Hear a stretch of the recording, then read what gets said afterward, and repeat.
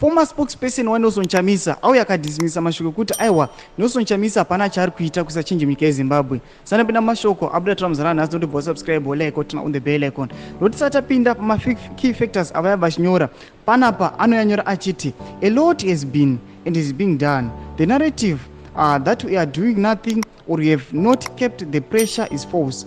There may be internal tectonics within ZANU-PF and some succession-related implosions, but all those are emboldened by the fact that President Nelson Chamisa is stood firm on his principled position, thus severely weakening Mnangagwa's claim to power and legitimacy. Anobva akamana picture chiti aiwa no to GNU, no to 2030, no to ED 30 term, no to SADC Summit chairmanship, no to illegitimacy, no to dynasty, no to police brutality. Ndo mashoko ari kuadvocatewa nana Promise Mkwananzi achiti aiwa ndo zvatiri kufambira panguva ino muchitoona takanyarara kudai so. Mashoko anofamba zvinzi aiwa Nelson Chamisa akangonyarara kana Nelson Chamisa akadhamba vanhu. Aiwa ari kuitaura mashoko kuti ndo ma key factors atiri kumhanyisa panguva ino, toda kumisa zvese police brutality, nhau dynasty, illegitimacy, zvese vadoda kuti vazvibvise vazvipedze. Amene tivakomana vakaronge pa upcoming SADC Summit hatizivi. Tudze mafungiro enyu pinde mukome section medu, tudze mafungiro enyu musana no subscribe kulike pamwe chete notina on the bell icon.